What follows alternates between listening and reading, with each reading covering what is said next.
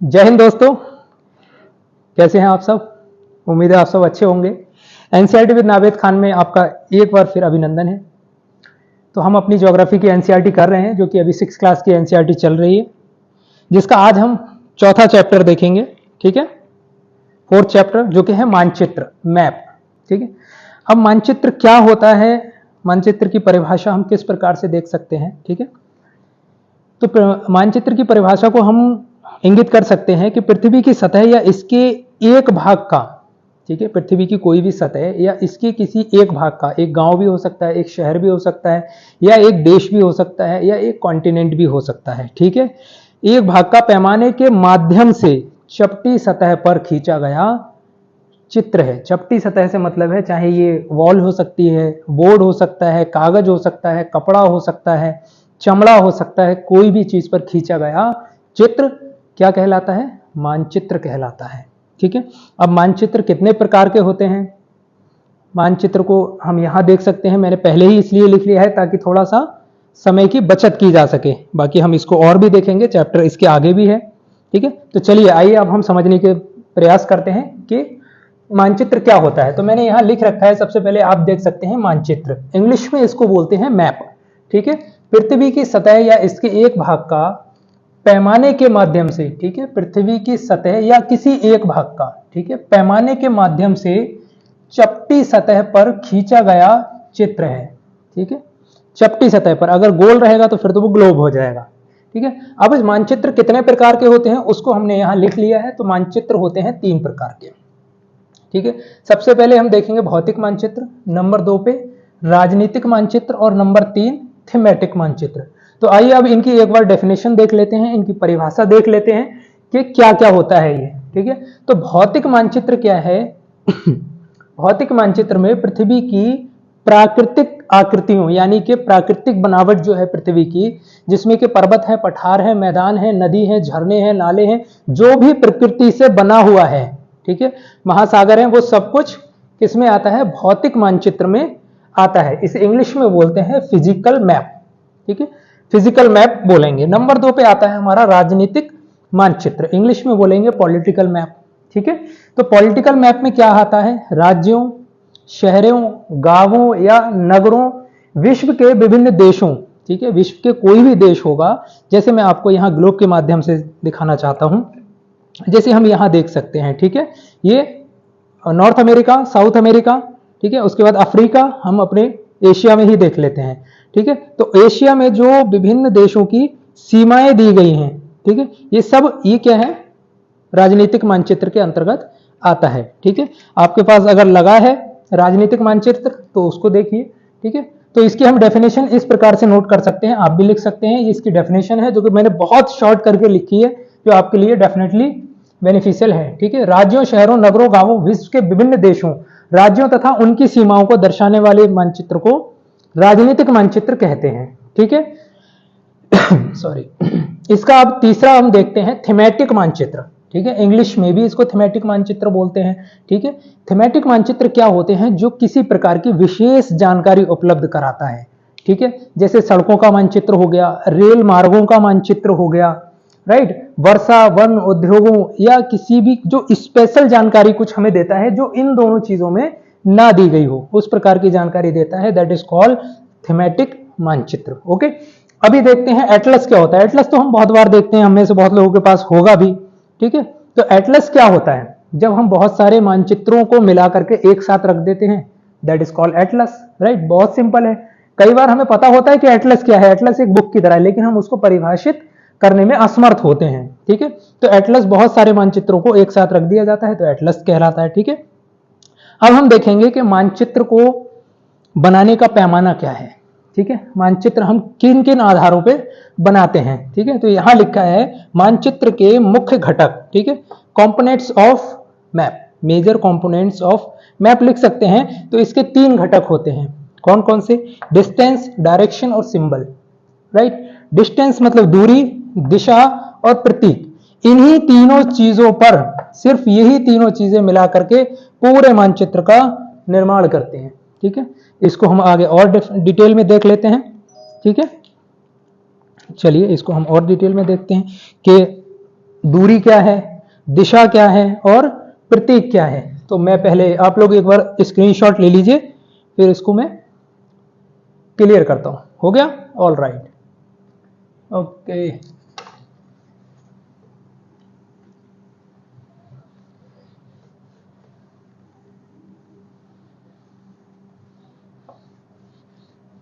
अब चूंकि दोस्तों हमारे पास ज़्यादा बड़ा बोर्ड है नहीं, तो इसलिए जितना लिखा था उतना मिटा करके फिर हमें आगे देखना पड़ेगा। ऑलराइट,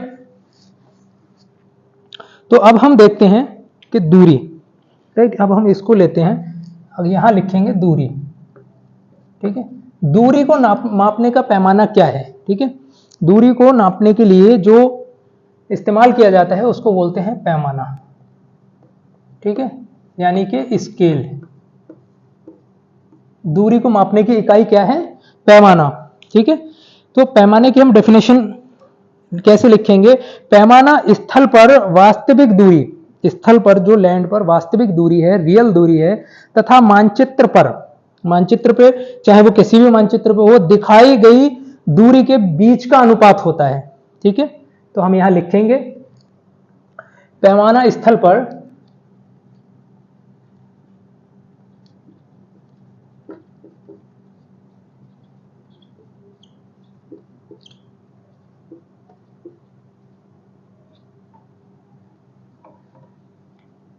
पैमाना स्थल पर वास्तविक दूरी, ठीक है, पैमाना स्थल पर वास्तविक दूरी तथा मानचित्र पर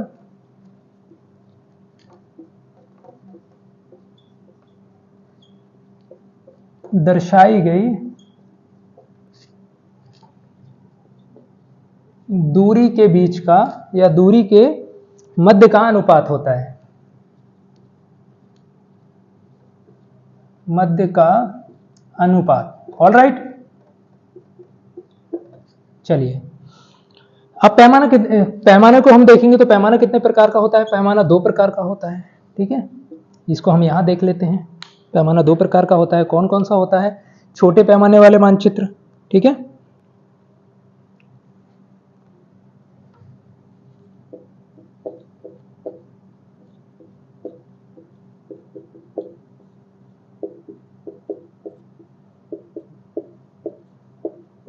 इंग्लिश में क्या बोलेंगे? स्मॉल स्केल मैप, ठीक है।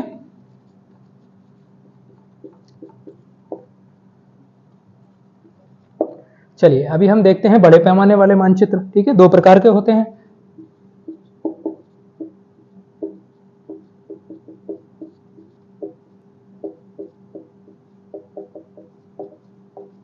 यानी कि लार्ज स्केल वाले मानचित्र, लार्ज स्केल मैप, ठीक है। तो मैप ये 2 प्रकार के होते हैं, छोटे पैमाने वाले मानचित्र और बड़े पैमाने वाले मानचित्र। अब इसकी सॉरी, इसकी जो कुछ हम डेफिनेशन देखते हैं वो इस प्रकार से है, ठीक है। मानचित्र के 3 घटक हैं जो हमने अभी देखे। कौन कौन से हैं? दूरी, दिशा और प्रतीक, यानी कि distance, direction and symbol, right. इसको देखते हैं। ग्लोब की अपेक्षा, ग्लोब जो है इसकी अपेक्षा, ठीक है, इसकी अपेक्षा मानचित्र पर ज्यादा जानकारी प्रदान की जाती है। ग्लोब पे इतनी जानकारी प्रदान करना पॉसिबल नहीं है। मान लिया ग्लोब पे अगर पॉलिटिकल दिया हुआ है, ठीक है, तो इस पे फिजिकल नहीं दिया हुआ है, राइट। तो नेक्स्ट लिखेंगे हम अगली लाइन, ग्लोब की अपेक्षा मानचित्र पर ज्यादा जानकारी उपलब्ध हो पाती है, ठीक है। और बड़े पैमाने वाले मानचित्र जो होते हैं, लार्ज स्केल वाले मानचित्र, ये ज्यादा जानकारी प्रदान करते हैं, ठीक है। बड़े पैमाने वाले मानचित्र ज्यादा जानकारी प्रदान करते हैं। उसके बाद हम नेक्स्ट लाइन लिखेंगे, प्रतीक जो होते हैं, सिंबल्स, ठीक है। सिंबल्स क्या होते हैं? अभी हम इसकी डेफिनेशन देखेंगे और इसको समझेंगे और बना करके भी देखेंगे कि सिंबल किस किस प्रकार के हमें दिखाई देते हैं। प्रतीक कम स्थान, ये कह रहे हैं कि सिंबल जो हैं वो कम स्थान में ज्यादा जानकारी उपलब्ध कराते हैं, ठीक है। जैसे हम अगर किसी घर का देखते हैं, घर है, रेल पटरी है, सड़क है, तो उसकी जगह अगर हम पूरे ऐसे सड़क बनाते रहेंगे, सपोज एट हम ऐसे सड़क का ये चित्र हो गया, ठीक है, इस प्रकार से बना दिया, या फिर रेल पटरी बना दी, या हमने घर बना दिया मान लिया इस प्रकार से, ठीक है। तो ये बहुत, अब उतना बड़ा पूरा घर हम बिल्डिंग बनाएंगे तो फिर कितनी जगह चाहिए, कैसे हम उसको एडजस्ट करेंगे। तो इसलिए प्रतीकों के माध्यम से अभी हम देखते हैं 2 मिनट में, ठीक है। पैमाना चित्र के लिए आवश्यक है, मानचित्र के लिए पैमाना आवश्यक है, ठीक है, क्योंकि अगर मानचित्र पर पैमाना नहीं दिया गया है तो हम उसकी वास्तविक दूरी का अंदाजा नहीं लगा पाएंगे, ठीक है। तो ये क्या हुआ, दूरी। अभी हम नेक्स्ट देखते हैं दिशा। दिशा क्या होती है? ऑलराइट, इसके लिए मिटाना ही पड़ेगा हमें।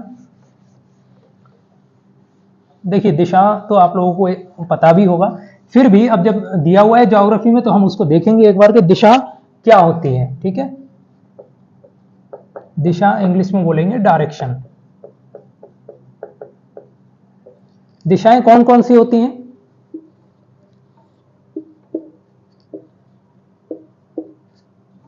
ऑलराइट, ये 4 दिशाएं होती हैं, इनको ही हम दिशा कहते हैं, ठीक है। ये कौन सी चारों दिशाएं हैं? इनको कहेंगे हम प्रधान दिग्बिंदु। ऑलराइट, ये होती हैं प्रधान दिग्बिंदु। हम इसकी डेफिनेशन यहां लिखते हैं, इसको मिटा देता हूं मैं। प्रधान दिग्बिंदु क्या होते हैं इसको हम देखते हैं, ठीक है। तो बड़ी ही सिंपल सी भाषा है, पूरब पश्चिम उत्तर दक्षिण, इनको बोलते हैं ईस्ट वेस्ट नॉर्थ साउथ, ठीक है।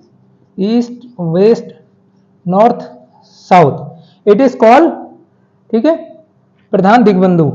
यहां बोलेंगे हम इसको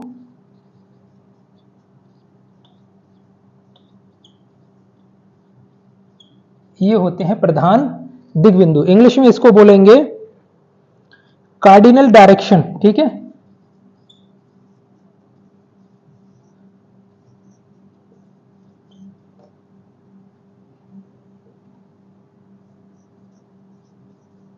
इंग्लिश में बोलेंगे कार्डिनल डायरेक्शन, ठीक है। अभी हम देखते हैं इसको कि इसकी सहायक दिशाएं भी होती हैं। सहायक दिशाएं कौन कौन सी होती हैं ये भी हम देख लेते हैं। ये 4 सहायक दिशाएं होती हैं, ठीक है। ये हो गया साउथ ईस्ट, ये हो गया ईस्ट नॉर्थ या नॉर्थ ईस्ट, ठीक है। ये हो गया साउथ वेस्ट, ये हो गया नॉर्थ वेस्ट, ठीक है। ये इसकी हो गई सहायक दिशाएं। ऑलराइट, तो आप ये इस तरह से बना लीजिए, ठीक है। तो इसकी हम डेफिनेशन लिखेंगे, चारों प्रमुख दिशाओं को, ठीक है, जिसमें कि पूरब पश्चिम उत्तर दक्षिण है, इसे हम प्रधान दिग्बिंदु कहते हैं, ठीक है। बाकी चारों दिशाओं को जो जिसमें कि ये है साउथ ईस्ट, नॉर्थ वेस्ट और साउथ वेस्ट, इनको हम सहायक दिशाएं कहते हैं। तो हमने अपना दूसरा पॉइंट भी देख लिया।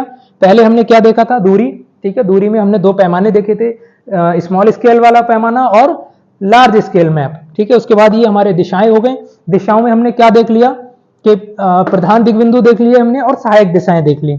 अभी हम देखते हैं क्या हमारा प्रतीक, जो लास्ट पॉइंट था प्रतीक, उसको इंग्लिश में कहते हैं। एक बार इसका स्क्रीनशॉट लेना तो ले लीजिए, ठीक है। ऑलराइट, अभी तीसरा पॉइंट हम क्या देखेंगे, प्रतीक। प्रतीक को इंग्लिश में कहते हैं सिंबल, ठीक है। सिंबल तो हम सभी फैमिलियर होंगे सिंबल वर्ड से, कि सिंबल का क्या मतलब होता है।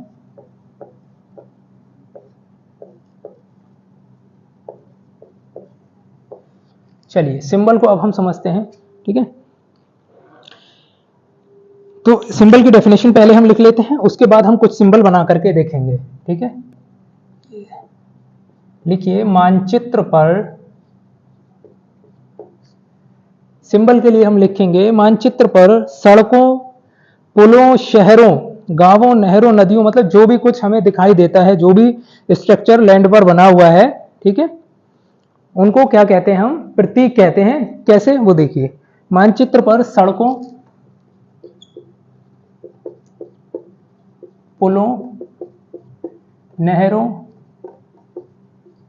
नदियों, नहर अलग होती है, नदी अलग होती है, ठीक है। उसके बाद ट्रेन की पटरी भी जो होती हैं, पटरियां कह सकते हैं हम, ठीक है। लिख लीजिए, ट्रेन नहीं उसको लिखेंगे हम रेल, हिंदी में पढ़ रहे हैं तो रेल की पटरियां। अब ये मत बोल देना कि सर लोहपत गामनी ही लिखना चाहिए था, रेल ही क्यों लिख दी, ठीक है। आदि को एक निश्चित, आदि भी लिख सकते हैं, एक निश्चित, ठीक है, एक निश्चित अक्षरों, छायाओं, रंगों, चित्रों, लिखिए, अक्षरों,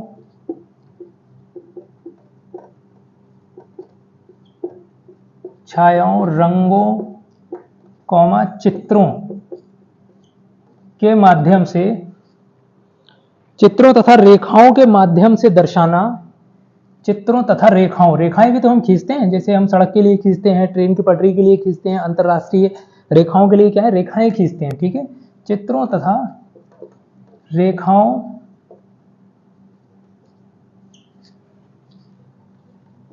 के माध्यम से, ठीक है, रेखाओं के माध्यम से दर्शाना प्रतीक कहलाता है। दर्शाना प्रतीक कहलाता है। ऑलराइट, चलिए ये नोट कीजिए, दर्शाना प्रतीक कहलाता है। इन्हें क्या कहते हैं हम, तथा इन्हें रूढ़ि चिन्ह कहा जाता है। ठीक है, इन्हें क्या कहा जाता है, रूढ़िवादी चिन्ह। इंग्लिश में इन्हें क्या कहेंगे, कन्वेंशनल साइन।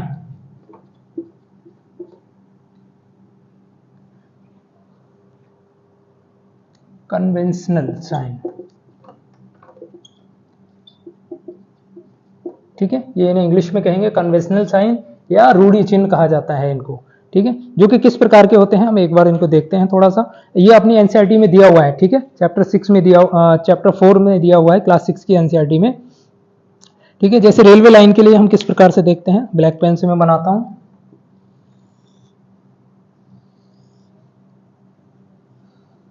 ये पूरा black black black black black रहेगा। ठीक है, फिर यहाँ थोड़ा सा छोटा रहेगा, छोटा रहेगा, उसके बाद पूरा ब्लैक रहेगा। ये क्या है, बड़ी लाइन के लिए हम दर्शाते हैं। ठीक है, ये पूरा ब्लैक है। ऑलराइट, इस तरह के उसमें चिन्ह दिए हुए हैं। उसके बाद हम देखेंगे कि एक मोटी लाइन बीच में होती है। ठीक है, जो उससे छोटी लाइन के लिए होती है, और उस पर इस प्रकार के दिए हुए होते हैं। ठीक है, और जो सबसे छोटी लाइन है उसके लिए भी कुछ इसी प्रकार के दिए हुए होते हैं। ठीक है, उसमें छोटे छोटे ऐसे बॉक्स बने हुए होंगे। ये पूरा ब्लैक ब्लैक ब्लैक ब्लैक रहेगा। ऑलराइट, तो इस प्रकार के कुछ दिए होते हैं। ठीक है, सड़कों के लिए कुछ इस प्रकार का दिया होगा। अगर ये ब्लू कलर का है तो फिर ये नहरों के लिए दिया हुआ होगा। ठीक है, कुएं के लिए ब्लैक कलर का सिंबल इस प्रकार का दिया हुआ होगा, पूरा बिल्कुल ब्लैक होगा, ये कुएं के लिए है। ठीक है, कुछ इस प्रकार का अगर होगा ऐसे ब्लू कलर का, वो सॉरी ये तालाब के लिए है। ठीक है, उसके बाद कुछ कहीं लिखा होगा पीओ। ठीक है, इसका मतलब है पोस्ट ऑफिस। ऑलराइट, उसके बाद पीएस लिखा होगा, इसका मतलब क्या है, पुलिस स्टेशन। ऑलराइट, तो इसी तरह से और जो रूढ़ि साइन दिए हुए हैं आप उसमें देख सकते हैं। ठीक है, बहुत सिंपल तरीके से दिए हुए हैं, इन्हें रूढ़ि साइन कहा जाता है। तो अभी मैं इसको फिनिश कर रहा हूं।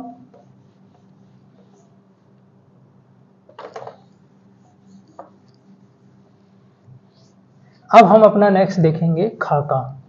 खाका क्या होता है। ठीक है, एक दो पॉइंट बस इसमें और है, आज की वीडियो ज्यादा लंबी नहीं होने वाली है। ठीक है, खाका है और रेखा चित्र है, यानी कि प्लेन या प्लान भी उसे हम कह सकते हैं, प्लेन या आउटलाइन खाका को इंग्लिश में कहते हैं। ठीक है, और रेखा चित्र को हम स्केच कहते हैं। तो बस इन दोनों को और हम देख लें एक बार। ठीक है, तो नंबर लिखेंगे खाका, खाका को इंग्लिश में प्लेन या आउटलाइन कहा जाता है। ठीक है, इसकी डेफिनेशन देखेंगे, एक छोटे क्षेत्र का बड़े पैमाने पर खींचा गया रेखा चित्र। लिखिए, एक छोटे क्षेत्र का बड़े पैमाने पर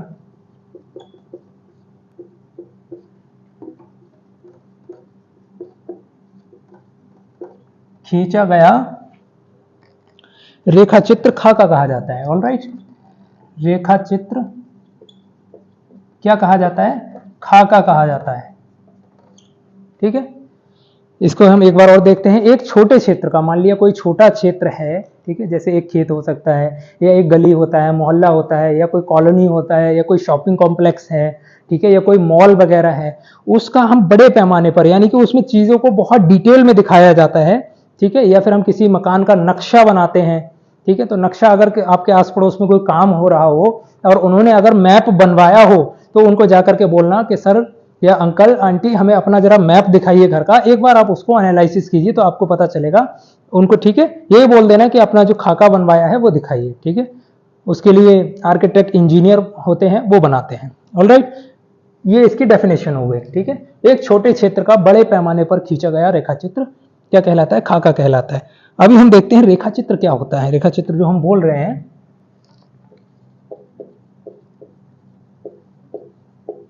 रेखा चित्र को इंग्लिश में कहते हैं स्केच।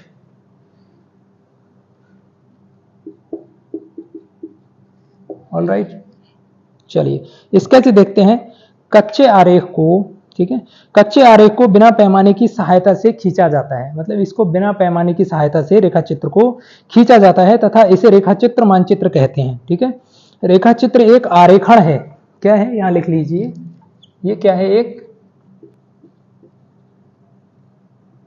आरेखण है, ठीक है। आरेखण है जो क्या काम करता है, ठीक है, जो पैमाने पर आधारित ना होकर याददाश्त पर आधारित होता है। आरेखण है जो पैमाने पर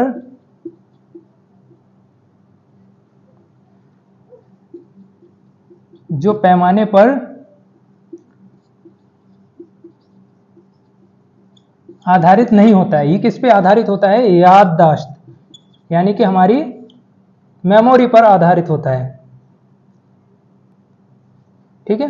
ये हमारी मेमोरी पर आधारित होता है। मान लिया हमने कोई भी, आपको सपोज दैट मुझे मान लिया इस बिल्डिंग का अगर आपको एक क्या दिखाना है, नक्शा दिखाना है, तो मैं आपको इस प्रकार से समझाना चाहूंगा कि इस प्रकार से बिल्डिंग है, ठीक है। इसका एक गेट यहाँ है, एक गेट यहाँ है, ठीक है।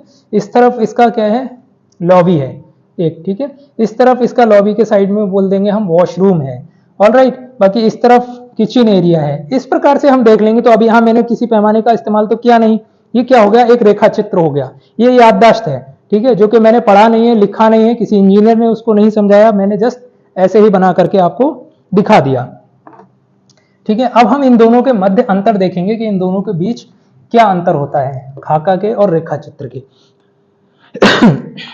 देखिए मानचित्र जो हमने लिखा था अभी, ठीक है, उससे पहले मानचित्र और खाका के मध्य अंतर। मानचित्र बड़े स्तर पर गांव, शहर, राज्य, देश का नक्शा बताता है, ठीक है। खाका छोटे क्षेत्र को बड़े पैमाने पर दर्शाता है। मानचित्र में क्या है कि जो भी हमारा शहर है, कोई गांव है, कस्बा है, ठीक है, या राज्य है, देश है, उनको छोटा करके दर्शाया जाता है, ठीक है। अब खाका क्या है? जो हमने देख ही लिया कि छोटे क्षेत्र को बड़ा कर करके दिखाया जाता है, ठीक है। तो यही मेन पॉइंट थे जो कि मैंने इसमें नोटिस किए और मैंने इसको नोट कर लिया, ठीक है। तो आज की वीडियो तो ज्यादा लंबी नहीं हुई है उम्मीद है, फिर भी मेरी कोशिश रहती है कि वीडियो को कम से कम लंबा किया जाए। अच्छा, इसके बाद जो नेक्स्ट 5वां चैप्टर हमारे आने वाला है, पृथ्वी के प्रमुख परिमंडल, ये चैप्टर हमारा थोड़ा सा लंबा होने वाला है क्योंकि इसमें बहुत सारी चीज़ों को दर्शाया गया है। जैसे इसमें 7 कॉन्टिनेंट को बताया गया है। कॉन्टिनेंट को हम थोड़ा सा, यानी कि महाद्वीपों को थोड़ा सा विस्तार में पढ़ेंगे, ठीक है। उसके बाद 5 ओशियन को बताया गया है, जो बड़े महासागर हैं, ठीक है, उनको बताया गया है, जिसको हम कल देखेंगे, ठीक है। और बाकी इसमें जो स्थल मंडल है, जल मंडल है, वायुमंडल है, या जैव मंडल हमारा है, उसको थोड़ा सा डिटेल में बताया गया है, जो कि 5वां चैप्टर बहुत इंपॉर्टेंट है। इसको आपको पढ़ ही लेना चाहिए, ठीक है। तो उम्मीद है आपको मेरी जो भी समझाने का तरीका है वो समझ में आ रहा होगा। देखिए मैं अपनी तरफ से बेस्ट एफर्ट कर रहा हूँ, सिवाय एक बोर्ड के, ठीक है। बोर्ड में कुछ कारणवश एडजस्ट नहीं कर पा रहा हूँ, और बाकी तो ठीक है, सब चल रहा है। ऑलराइट, बाकी मैं कोशिश करता हूँ कि चीज़ों को अच्छा करके यहाँ समझाया जा सके। ऑलराइट, तो चलिए, अगर आपको अच्छा लग रहा है तो आप नेक्स्ट वीडियो भी देखिए, और बाकी थोड़ा सा मुझे भी प्रोत्साहन मिलेगा। नया चैनल मैंने बनाया है, जैसे कि आप देख ही सकते हैं, तो उसको थोड़ा सा कर दिया करो यार, ठीक है। बोलना ज़रूरी नहीं होता है, कुछ चीज़ें बिना बोले भी कर दी जाती हैं, ठीक है। कर दो, क्या जा रहा है, एक और ऐसे कर दो, बस इतना ही तो करना है। मुझे थोड़ा सा अच्छा लगेगा, प्रोत्साहन मिलेगा, तो फिर मैं अपना डिजिटल बोर्ड भी लगा दूंगा, ठीक है। देखिए मैं अपनी पढ़ाई लिखाई जो भी यहाँ पे कर रहा हूँ, ये मेरा शौक है, ठीक है। मेरी कोई मजबूरी नहीं है, मुझे कोई लालच नहीं है किसी भी प्रकार का, ये मेरा शौक है, ठीक है। जो लोग आप में से अगर मुझे जो जानता होगा वो जानता ही है कि मैं क्या करता हूँ, बाकी जो नहीं जानता है वो भी धीरे धीरे मुझे जान जाएंगे, ठीक है। अभी तक मैं आपको बता दूं कि मैं किसी भी सोशल मीडिया पर, किसी भी सोशल मीडिया प्लेटफॉर्म पे नहीं हूँ, चाहे वो इंस्टाग्राम हो, फेसबुक हो, या कुछ और हो। सिर्फ व्हाट्सअप यूज़ करता हूँ मैं, वो भी बहुत लिमिटेड, ठीक है। तो जब भी मैं अगर सोशल मीडिया पे एक्टिव होऊंगा तो पक्का आप लोगों को इन्फॉर्म कर दिया जाएगा। ठीक है, तो चलिए आज की क्लास में हम इतना ही रखते हैं। ठीक है, स्वस्थ रहो, व्यस्त रहो, मस्त रहो। धन्यवाद।